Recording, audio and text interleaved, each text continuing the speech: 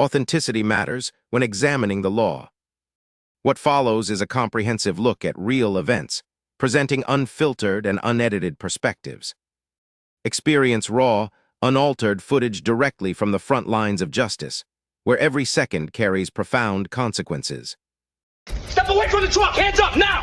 I live here. What's this about? Don't lie to me. We know who you are. My name is Elijah Drummond. I'm a U.S. citizen. Yeah, that's what you all say when you get caught! You're on my injury. I'm not resisting. What's going on over there?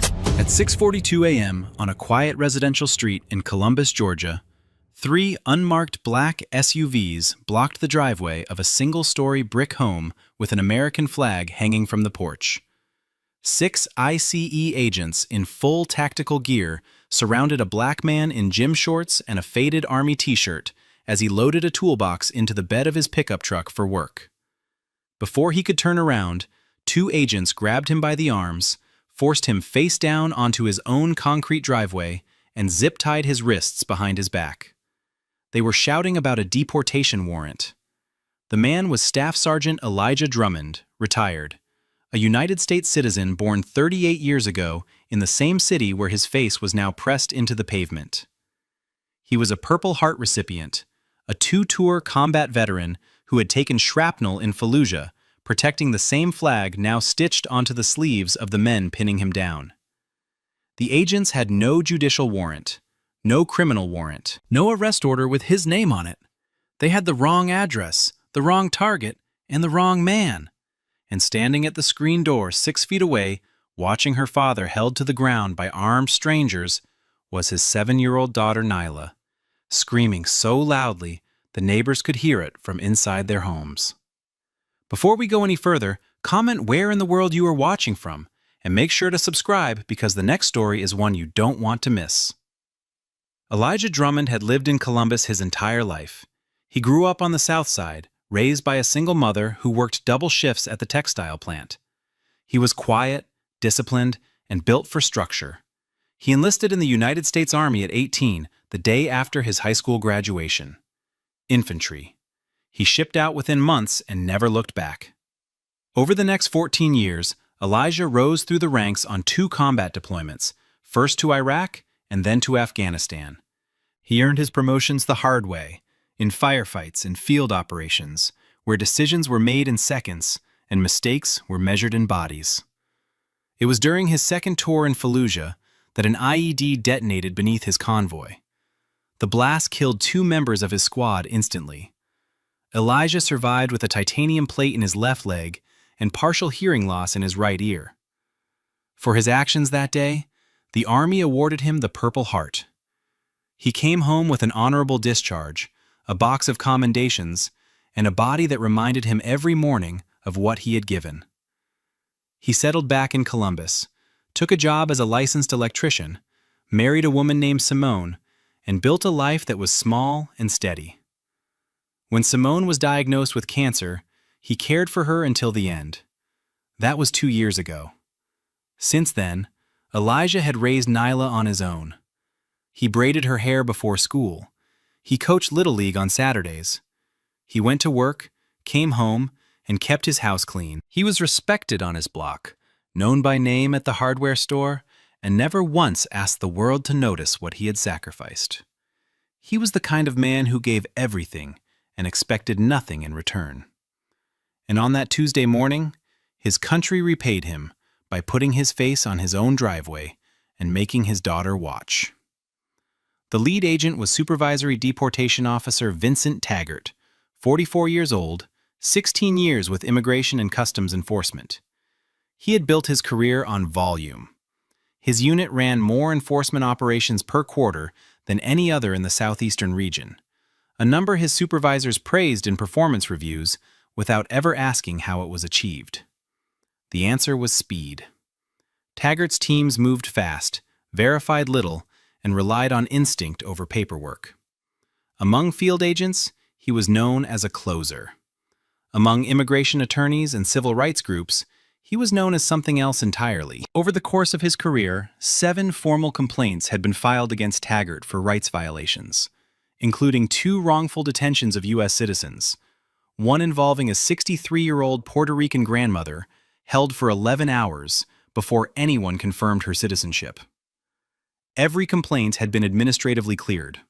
No discipline, no retraining, no record that followed him into his next operation. His second that morning was Field Agent Brent Nolan, 31, 4 years on the job. Nolan had joined ICE straight out of a criminal justice program and landed under Taggart's supervision within his first year. He learned quickly what was rewarded and what wasn't. Taggart liked agents who moved when he moved, talked when he talked, and never questioned a call in the field. Nolan became that agent. He mirrored Taggart's aggression because it earned approval, and he stayed silent when things went wrong because that earned even more. That morning, the team had been dispatched to execute an administrative deportation warrant for a Guatemalan national named Carlos Mejia Solano. The target address was 412 Birchwood Lane. Elijah Drummond lived at 414 Magnolia Drive, 2 blocks south. The names didn't match. The addresses didn't match. But Taggart never verified either one. He saw a black man outside a house in the general vicinity and decided that was close enough. Taggart reached Elijah before he even had time to set the toolbox down. "Step away from the vehicle. Hands where I can see them." Elijah turned slowly, palms open, arms at his sides. "I live here. What's going on?" 2 agents flanked him immediately. A third stood near the truck bed, hand on his holster. Taggart didn't answer the question. "Are you Carlos Mejia Solano?" Elijah's brow furrowed. "Number. My name is Elijah Drummond. I'm a U.S. citizen. This is my house." Taggart stepped closer. "We have a warrant. Turn around." Elijah kept his voice steady. "Sir, my ID is inside the house. My daughter is right there. Let me show you who I am." Taggart glanced at the screen door where Nyla stood in her pajamas, eyes wide, hands pressed to the mesh. He looked back at Elijah without acknowledging her. "Turn around. Now." Elijah complied. He placed his hands behind his back slowly, deliberately, the same way he had been trained to move in situations where one wrong gesture could change everything. 2 agents grabbed his arms and forced him down. His knees hit the concrete first, then his chest, then the side of his face. The impact reopened a scar above his left eyebrow. Zip ties were cinched around his wrists so tightly the plastic cut into his skin within seconds. Then Nolan knelt on his back. The knee landed directly on the lower left side, exactly where the shrapnel had torn through muscle and tissue 14 years earlier in Fallujah. Elijah's breath left him in a sharp gasp. "I have a combat injury. You're on my wound. Please move your knee." Nolan pressed harder. "Stop talking." Elijah gritted his teeth, face against the pavement, eyes squeezed shut. "I'm not resisting. I'm telling you, I'm injured." "Shut up," Nolan said. Across the street, a door opened. Gwendolyn Price, 68 years old, a retired schoolteacher who had lived in the neighborhood for over 30 years, stepped onto her porch in a bathrobe. She saw the SUVs, the tactical gear, and Elijah face down on his own driveway. She went back inside, came out with her phone, and began recording without saying a word. 2 houses down, Franklin Osei watched from his front window, then picked up his phone and dialed 911. "There are armed men in tactical gear on my neighbor's driveway. They've got him on the ground. I don't know who they are. There's no marked vehicles. Please send someone." And through it all, Nyla stood at the screen door, crying, calling out the only word that mattered. "Daddy, Daddy, Daddy." Not one agent turned to look at her. Taggart stood over Elijah and keyed his radio. "Dispatch, confirm physical description on target Mejia Solano." There was a pause, then the dispatcher's voice came back flat and clear. "Target is male, 5'6", approximately 140 pounds, age 27. Taggart looked down at Elijah. Elijah was 6'2", over 200 pounds, and 38 years old. The name was wrong. The height was wrong. The age was wrong. Everything was wrong. Taggart released the radio button and said nothing for a long moment. Then he turned to Nolan, who still had his knee on Elijah's back. "Keep him restrained. We're sorting this out." Elijah spoke through clenched teeth.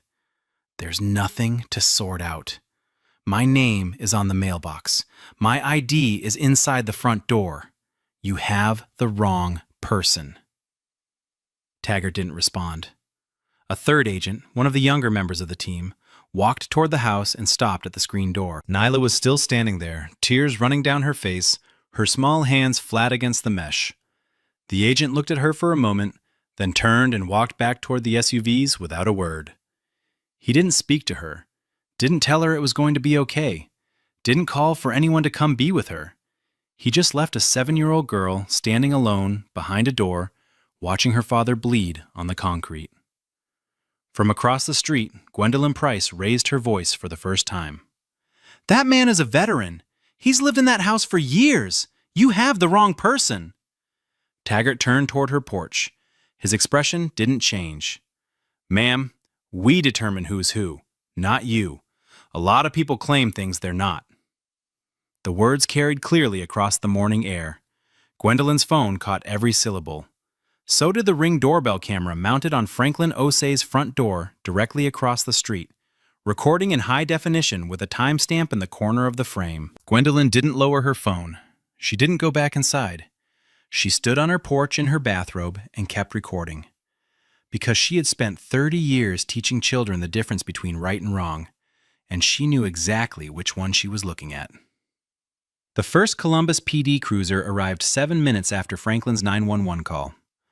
Officer Janelle Sutton stepped out, assessed the scene quickly: 3 unmarked SUVs, 6 agents in tactical gear, a man face down on a residential driveway, and a child visible through the screen door of the home. She approached with her hand near her radio, not her weapon. Then she saw his face. She stopped walking. "That's Sergeant Drummond." Her voice was sharp, immediate, and certain. Her 12-year-old son Caleb played shortstop on the Little League team Elijah coached every Saturday at Linden Park. She had watched Elijah run drills with those kids for 2 seasons. She had spoken to him at games, at team cookouts, at the end-of-year award ceremony. She knew exactly who he was. She turned to Taggart. "That man is a United States citizen. He was born in this city. He's a combat veteran. What are you doing?" Taggart straightened. "We're federal agents executing a lawful operation. Step back, officer." Sutton didn't move. She looked at Elijah's face, the blood above his eyebrow, the zip ties cutting into his wrists, the swelling along his left side where Nolan's knee had been pressing for nearly 15 minutes. She keyed her radio. "Sergeant Covington, this is Sutton at Magnolia Drive. I need a supervisor here now. We have federal agents detaining a U.S. citizen." Wrong target, wrong address, possible excessive force. Sergeant Ray Covington arrived 4 minutes later in an unmarked sedan. He walked directly to Taggart and extended his hand. "Let me see the warrant." Taggart hesitated, then handed it over. Covington read it once, then looked up. "This warrant is for Carlos Mejia Solano at 412 Birchwood Lane. This is 414 Magnolia Drive. The man on the ground is not your target. He's not even in your system. You have the wrong man at the wrong house. Release him. Now." Taggart didn't move immediately. He looked at Nolan. He looked at the other agents standing near the SUVs. He looked at Gwendolyn, still recording from her porch. At the neighbors now gathered on the sidewalk. At Sutton standing between him and the house, with her body camera blinking red. 11 minutes passed. 11 minutes in which a man whose citizenship, identity, and address had all been confirmed remained face down on his own property in zip ties. Then finally, Taggart pulled a blade from his vest and cut the ties. He didn't say a word. No apology, no explanation. He just cut the plastic and stepped back, as if releasing Elijah erased everything that had happened in the 23 minutes before it. Elijah stood slowly. It took him 3 attempts. His left leg, the one carrying 14 years of titanium and scar tissue, buckled twice before it held. The knee pressure from Nolan had driven directly into the old wound, and the pain radiated from his hip to his ankle in sharp, pulsing waves. His face was scraped raw on the right side where the concrete had ground into his skin. A cut above his left eyebrow had bled down past his jaw and onto the collar of his army t-shirt, which was torn at the shoulder seam. Both wrists were lined with deep red grooves from the zip ties, the skin broken in 2 places, blood already drying in thin streaks across his palms. He flexed his right arm and winced. His shoulder had been wrenched during the takedown and now hung slightly lower than the other. He stood there on his own driveway, surrounded by his own neighbors, in front of his own home, bleeding from wounds inflicted by men who had never once confirmed his name. The screen door flew open. Nyla ran to him barefoot across the concrete and wrapped both arms around his waist, pressing her face into his stomach, sobbing so hard her whole body shook. Elijah brought one arm around her and held her close. The other arm hung at his side because he could barely lift it. He didn't say a word. He just rested his chin on top of her head and closed his eyes.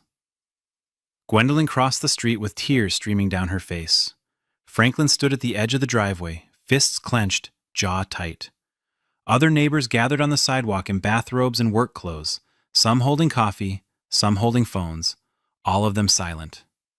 Elijah's toolbox lay overturned near the truck bed, tools scattered across the driveway. His truck door was still open, the engine cold. He didn't look at the agents, didn't speak to them, didn't ask for an explanation or an apology. He just held his daughter.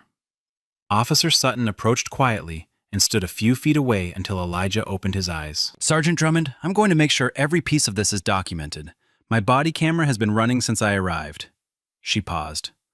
I'm sorry this happened to you. Elijah nodded once, but said nothing.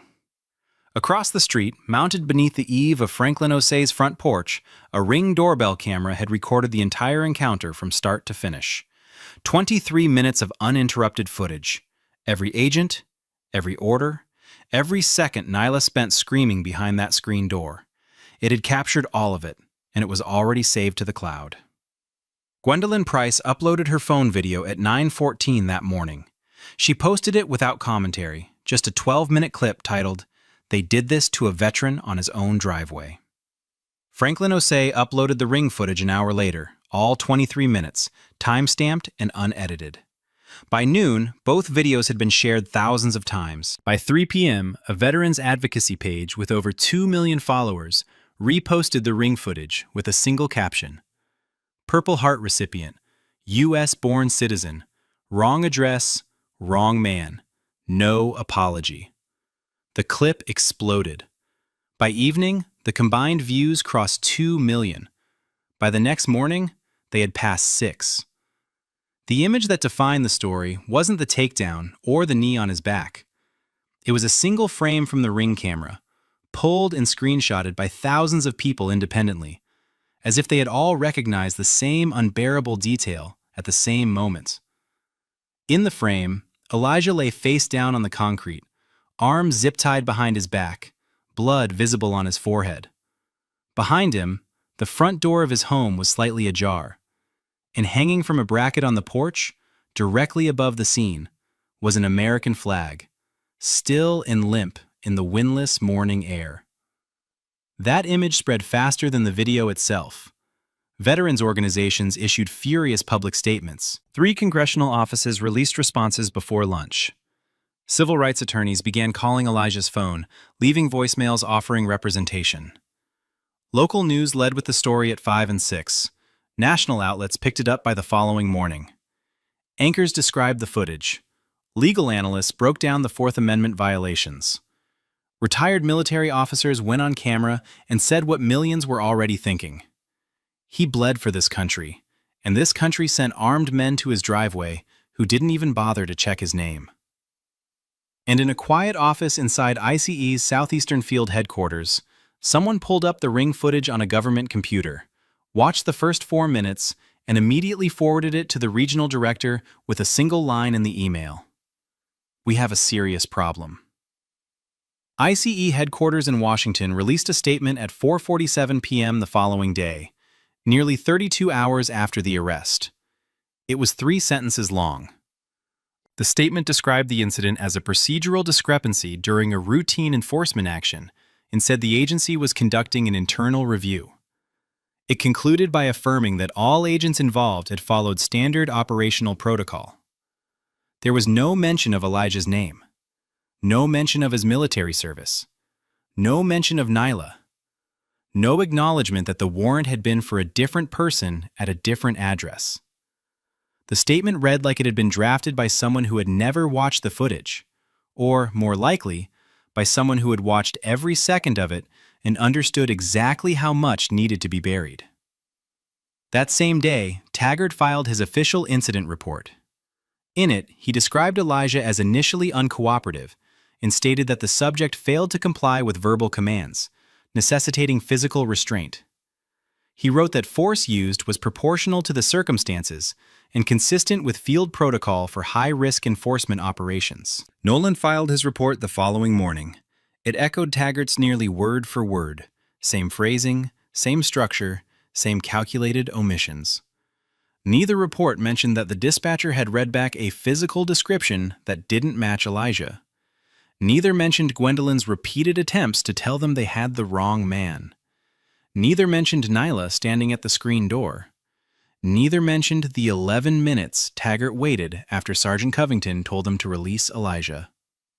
But the videos told a completely different story, and by that point, millions of people had already seen them.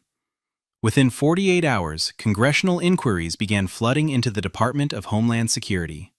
12 members of the House, 4 senators, and the chair of the Congressional Black Caucus demanded a formal review. The DHS Office of Inspector General opened an investigation. The IG team moved quickly. They pulled GPS logs from all 3 SUVs, confirming the vehicles had never been within 2 blocks of the correct target address. They pulled radio transcripts and found the dispatch correction Taggart had received and acknowledged 7 minutes into the encounter, a correction he never acted on for another 10 minutes. Then they pulled Taggart's phone. In his text messages, sent to a colleague 40 minutes after Elijah was released, was a single line that would later be read aloud in a federal courtroom. Got the wrong one, but he was acting like he had something to hide anyway. The Department of Justice Civil Rights Division opened its own parallel investigation 9 days after the arrest. The lead was a senior trial attorney from the criminal section, supported by 2 FBI agents and a federal civil rights analyst. They were not there to review policy. They were there to determine whether federal crimes had been committed. Their first interview was with Elijah. He arrived in a pressed shirt, a folder of documents under his arm, and gave his statement with the same precision he had once used to deliver field reports under fire. He provided timestamps down to the minute.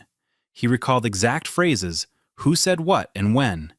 He described the location of each agent on the driveway, the angle of his body when he was taken down, the point of contact where Nolan's knee met his shrapnel wound. He described Nyla's position at the screen door and the moment the third agent looked at her and walked away without speaking. He did not raise his voice. He did not editorialize. He delivered the facts like a man who had spent his life in environments where facts were the difference between living and dying.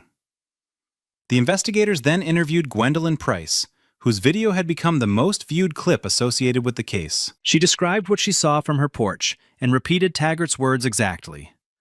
A lot of people claim things they're not. Franklin Osei provided the ring footage directly from his cloud account and confirmed the timestamps. Officer Janelle Sutton gave a detailed statement corroborated by her own body camera footage. 6 additional neighbors provided statements, all consistent, all describing the same sequence of events from different vantage points. Then the investigators subpoenaed ICE internal records. What they found went far beyond one morning in Columbus. Taggart's unit had accumulated 14 formal complaints of wrongful detention in just 3 years. The targets were disproportionately Black and Latino U.S. citizens and legal residents. 7 of the 14 complaints involved operations conducted at addresses that did not match the warrants being executed. In each case, the agents had detained individuals based on proximity and appearance rather than verified identity. Not one of the 14 complaints had resulted in discipline. Not a single reprimand. Not a single retraining order. Not a single suspension. The pattern was unmistakable. This was not a one-time mistake made by a careless agent on a Tuesday morning. This was an institutional failure, built on speed, protected by silence, and enabled by a system that treated zero accountability as standard operating procedure. Elijah chose his attorney carefully. He didn't go with the first name on the list or the loudest voice in his voicemail. He chose Constance Adeyemi, a former federal prosecutor who had spent 8 years inside the Department of Justice before leaving to represent the people the government failed. She had built a reputation on cases no one else wanted to touch, suing federal agencies, challenging qualified immunity, and winning settlements that came with structural reform attached. She didn't take cases for headlines. She took them for precedent. When she sat down with Elijah for the first time, she listened for 2 hours without interrupting. Then she told him what she intended to do. Within 3 weeks, Adeyemi filed a federal civil rights lawsuit in the United States District Court for the Middle District of Georgia. The defendants named were Supervisory Deportation Officer Vincent Taggart, Field Agent Brent Nolan, 4 additional agents present on the driveway that morning, the Director of ICE's Southeastern Field Office, and the Department of Homeland Security itself. The complaint ran 47 pages. It alleged unlawful arrest without probable cause, excessive force in violation of the Fourth Amendment, racial profiling, intentional infliction of emotional distress on both Elijah and his minor daughter, and negligent supervision by the field office and DHS for failing to discipline or retrain agents with documented histories of civil rights violations. Adeyemi subpoenaed Taggart's full disciplinary file. What came back confirmed what the DOJ investigation had already begun to uncover, but in sharper, more damning detail. The 7 prior complaints were laid out in full. One involved a 24-year-old Latino legal resident detained during a workplace raid despite presenting a valid green card.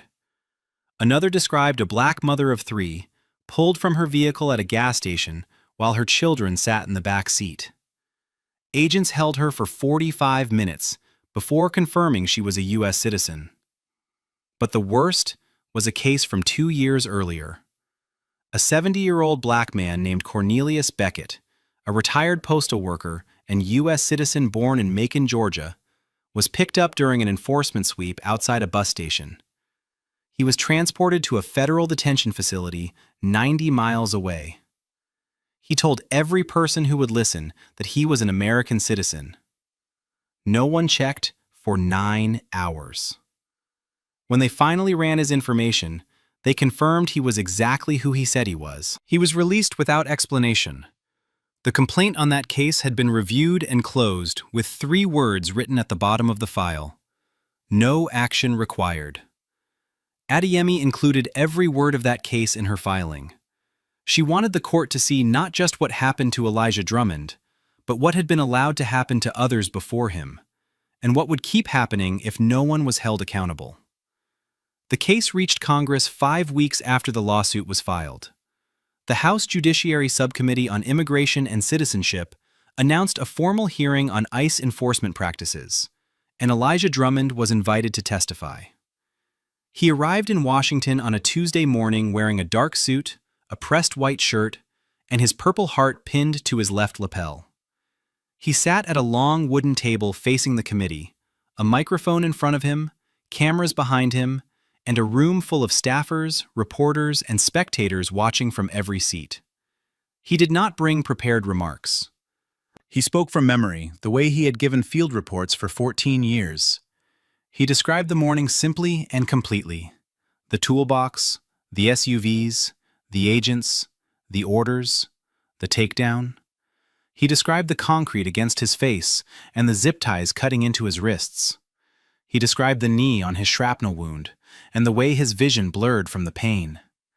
He described asking them to check his ID and being told to shut up. Then he paused. He looked directly into the camera and described his daughter. He described Nyla standing at the screen door in her pajamas. He described the sound of her screaming for him while armed men held him on the ground. He described the agent who walked to the door, looked at her, and turned away without a word. The room was silent. No one moved. No one typed. Then Elijah said, "I bled for this country in Fallujah.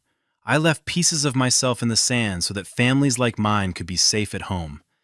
And I came home, and this country sent armed men to my driveway to treat me like I didn't belong here. Like I wasn't American enough.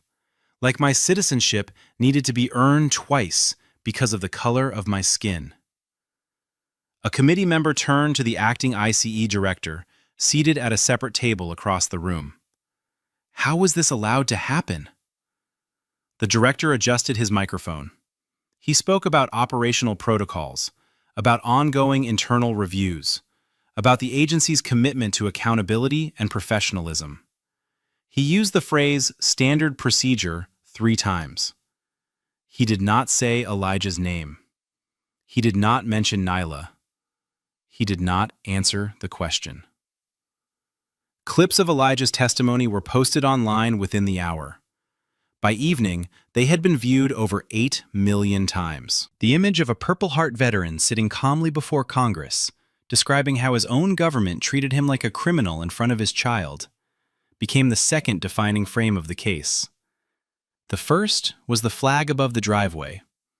The second was the medal on his chest. And neither one could be explained away.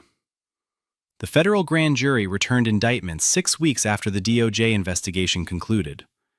Supervisory Deportation Officer Vincent Taggart was charged with 2 counts of deprivation of rights under color of law, under 18 U.S.C. Section 242, and 1 count of filing false statements in a federal report. Field Agent Brent Nolan was charged with 1 count of deprivation of rights and 1 count of accessory to false reporting. Both men were arrested on the same morning, Taggart at his home in Hinesville, Nolan at his apartment in Savannah. They were processed, fingerprinted, and released on bond. Neither spoke to the press. Within a week, the director of ICE's Southeastern Field Office submitted his resignation. No public statement accompanied it, no press conference, no acknowledgement of what had happened under his authority. He simply stepped down and disappeared from the agency directory, as if removing his name could separate him from the 14 complaints, the 7 wrong addresses, and the culture of zero oversight he had allowed to metastasize inside his operation. 3 additional agents from Taggart's unit were placed on indefinite, unpaid suspension, pending further review of their involvement in prior wrongful detentions. Their access credentials were revoked. Their service weapons were collected. Taggart's trial began on a Monday in the United States District Court for the Middle District of Georgia. It lasted 2 weeks. The prosecution opened with the ring footage. 23 minutes of uninterrupted video played on a screen mounted above the jury box. The jurors watched Elijah taken to the ground. They watched Nolan's knee press into his back. They watched Nyla standing behind the screen door, her mouth open, her hands flat against the mesh. They heard every word. Then the prosecution played Gwendolyn's phone video, which captured Taggart's voice clearly. A lot of people claim things they're not. They played the radio transcript in which the dispatcher read back a description that matched nothing about Elijah, and Taggart acknowledged it. Then they entered the text message into evidence.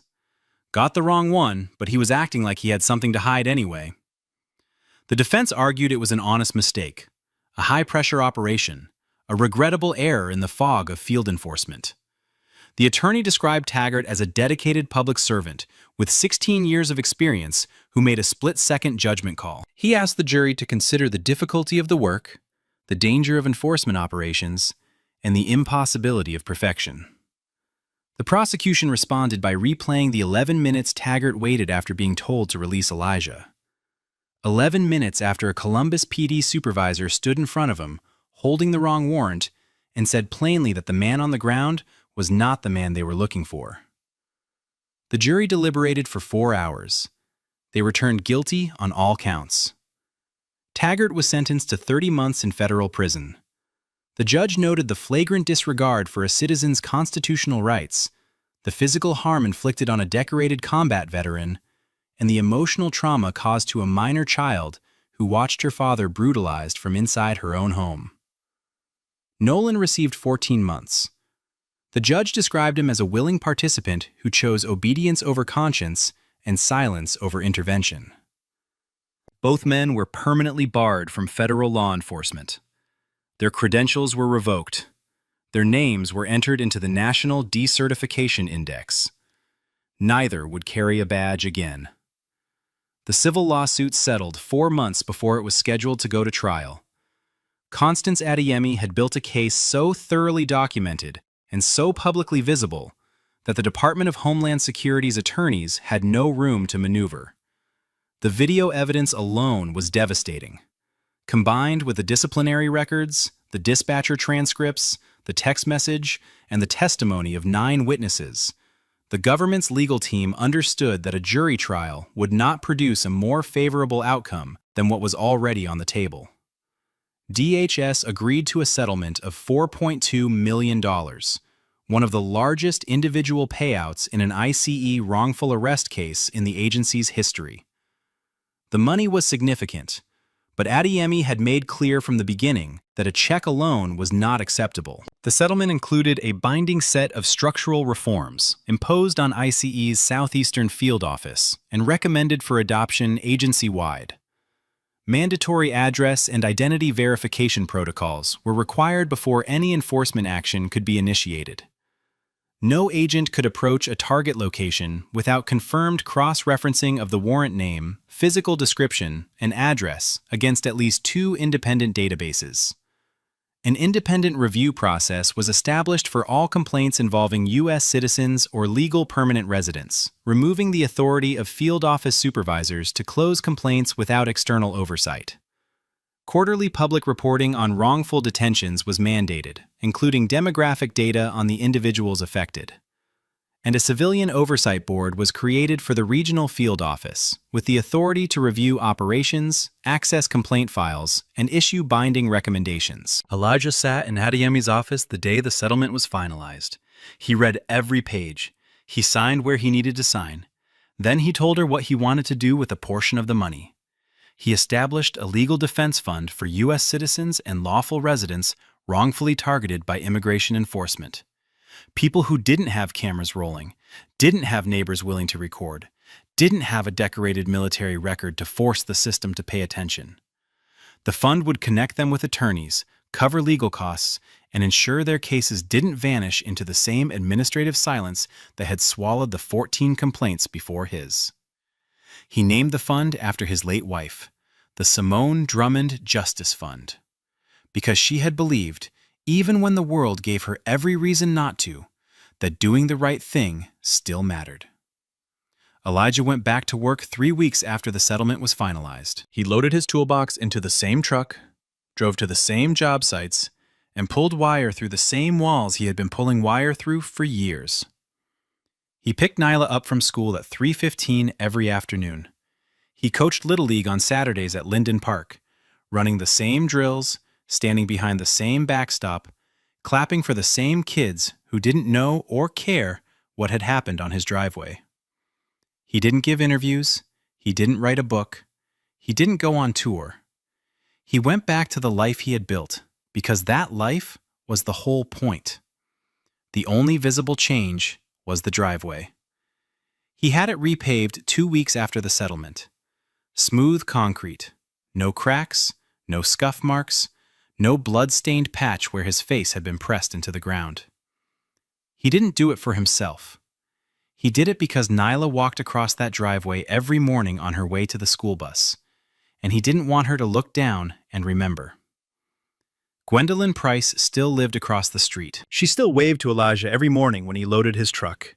On her refrigerator, held up by a magnet from her church, was a printed screenshot of the moment her video passed 1 million views.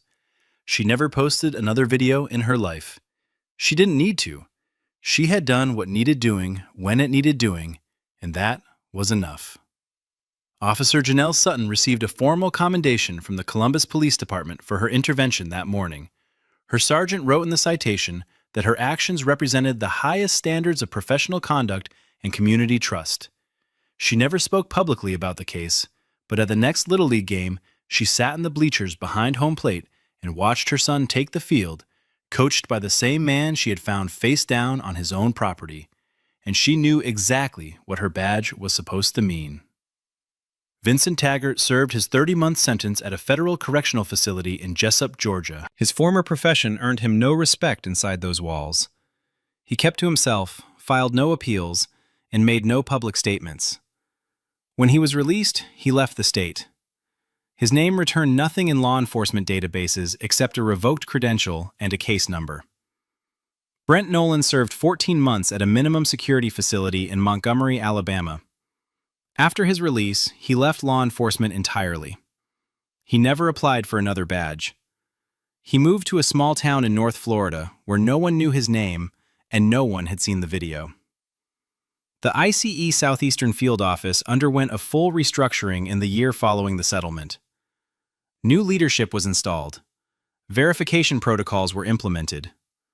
The Civilian Oversight Board held its first meeting 60 days after the agreement was signed. Complaint files that had been closed without action were reopened and reassigned to independent reviewers. Quietly, without ceremony, a training bulletin began circulating through DHS offices nationwide. It was one page. At the top was a still frame pulled from Franklin Osei's Ring camera. In the image, a man lay face down on a concrete driveway, wrists bound behind his back. Through the open front door of the house behind him, the edge of a framed Purple Heart certificate was visible on the hallway wall. And in the screen door, backlit by the glow of a kitchen light, was the silhouette of a small child, hands pressed to the mesh. Beneath the image, in plain black text, were 9 words. Verify before you act. This is what failure costs. No names were printed. They didn't need to be. The careers were already gone. Elijah Drummond never spoke publicly about the case again. He didn't need to. The footage spoke for itself. Now, watching footage like this, it can really stick with you, right? Some of these clips stay in your head, especially late at night when you're trying to fall asleep. And speaking of sleep, a lot of you have told me you're waking up at 2 or 3 a.m. and just lying there, can't shut your mind off, and the next day you're dragging through everything. I came across a simple 21-day sleep guide that's helped thousands of people fix exactly that. No pills, no apps, no gadgets. Just a step-by-step plan that actually works. It's only $15. I put the link in the description if you want to check it out. All right, I'll catch you in the next one. Every story has 2 sides, but the truth remains singular. We are here to hold power to account, letting verified records do the talking. The documents simply do not lie. Thanks for watching and supporting independent media.